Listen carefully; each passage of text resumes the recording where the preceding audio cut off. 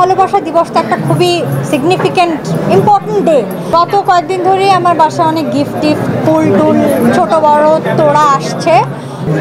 দেখো আমার যা বয়স তাতে তো আমি অনেক অভিজ্ঞতা নিয়ে আজকে এখানে দাঁড়ানো না, আমি কোনো জালে বা ফাঁদে পড়তে রাজি না।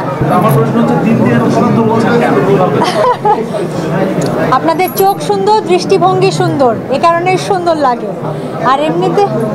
আর এমনিতে আমি তো অনেক পজিটিভ হাসি খুশি মানুষ, আনন্দে থাকার চেষ্টা করি। আমার আশেপাশে যত নেতিবাচক ঘটনা ঘটে সেগুলোতে আমি ফোকাস করার চেষ্টা না করি, অ্যাটেনশন দেই না। যা কিছু ভালো হয় সেগুলোতে ফোকাস করার চেষ্টা করি। এই তো ভালো থাকার চেষ্টা করি, আনন্দ থাকার চেষ্টা করি, সেই জন্যই হয়তো এরকম লাগে। হ্যালো, কয়জন প্রপোজ করেছে এ পর্যন্ত? আর আজকে যদি কেউ প্রপোজ করে ফেলে এখানে কেন, মানে আপনার রিঅ্যাকশনটা কি হবে? গত কয়েকদিন ধরেই আমার বাসায় অনেক গিফট টিফট ফুল টুল ছোট বড় তোড়া আসছে।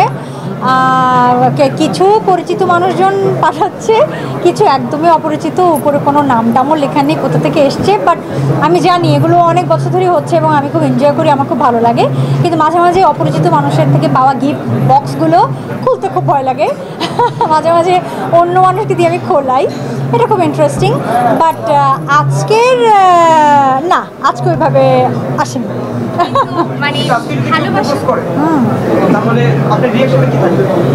তাহলে তোমাদের সামনে রিয়াকশন দিব, তখন দেখতে পারবা। আমি জানি না।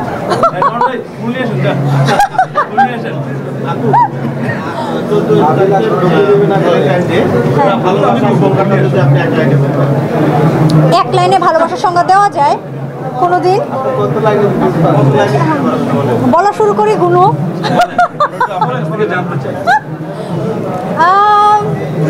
দেখো আমার যা বয়স তাতে তো আমি অনেক অভিজ্ঞতা নিয়ে আজকে এখানে দাঁড়ানো না, ও কি বলে। আচ্ছা, তো সে কারণে আমার সংজ্ঞাটা একটু হয়তো বড় হয়। আমার মনে হয় যে অনেকে ভুল করে মায়া বা মোহ বা ঘোরকে, অনেক সময় আমরা ঘোরে আচ্ছন্ন থাকি, এই বিষয়গুলোকে অনেকে ভালোবাসা মনে করে। হ্যাঁ, এগুলো ভালোবাসার অংশ বটে, কিন্তু যখন এই মায়া মোহ ঘোর বা আচ্ছন্ন হয়ে থাকাটা দীর্ঘদিন থাকে তখনই আসলে এটা ভালোবাসা। এবং এই দীর্ঘদিনটা কিন্তু অনেক লম্বা, এটা 2-3 মাস না, এটা হয়তো 5 বছর 10 বছর, তখনই এটাকে আমরা উপযুক্ত ভালোবাসা বলতে পারি। এবং আরেকটা বিষয় আছে, যেটা হচ্ছে যে আমি যেরকম, আমাকে আমার মতো করে যে দেখতে পছন্দ করবে বা মেনে নিবে, এবং আমিও যখন আমার পার্টনারকে তার মতো করে দেখতে পছন্দ করব, বা আমাদের দুজনের মধ্যে যখন অনেক স্বচ্ছতা থাকবে, সততা থাকবে, এবং এগুলো যখন অনেক দিন ধরে থাকবে, তখনই আসলে বলা যায় যে ভালোবাসা। সো ভালোবাসা শর্ট টার্মে হয় না, ভালোবাসা আসলে লং টার্মের একটা বিষয়। কি ভুল বললাম?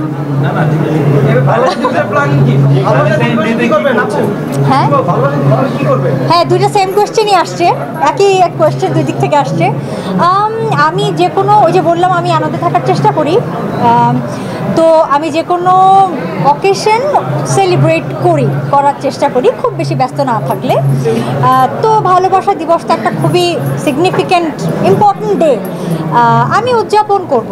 এখন সাথে ভালোবাসার মানুষ তো নাই, কিন্তু উদযাপন করবো। জানি না এসব ইন্টালেকচুয়াল প্রশ্ন। আমি কোনো জালে বা ফাঁদে পড়তে রাজি না। আমি আগেও বলেছি যে অনেকে বলে যে আপু ম্যারিড না সিঙ্গেল নাকি এঙ্গেজড, কি বিষয়টা কি? আমি সবসময় বলি যে আমি ম্যারিড হই, সিঙ্গেল হই, এঙ্গেজড হই, যাই হই, আমি স্বাধীন। আমি স্বাধীনতায় বিশ্বাস করি, আমি স্বাধীন থাকতে চাই। তাহলে কি ভালোবাসা, প্রেম, এগুলোকে আপনি ফাঁদ বা মায়া হিসেবে নিচ্ছেন? এগুলো কখনো কখনো মায়া থেকে অনেক সময় পরাধীনতা চলে আসে।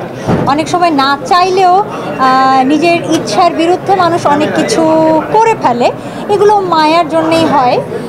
সুতরাং আমি এগুলো থেকে একটু দূরেই থাকতে চাই।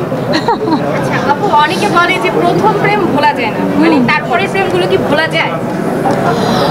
আমার মনে হয় কোনো সম্পর্কই আসলে ভোলা যায় না, কারণ এগুলো তো একসঙ্গে সব হয় না। জীবনের এক একটা ফেজে এক একটা ঘটনা ঘটে বা এক একজনের সঙ্গে পরিচয় হয়, এবং যেহেতু বিভিন্ন ফেজে হয় সেহেতু বয়সও তখন ডিফারেন্ট থাকে, বা ততদিনে জীবনের অভিজ্ঞতাও বেশ বেড়ে যেতে থাকে।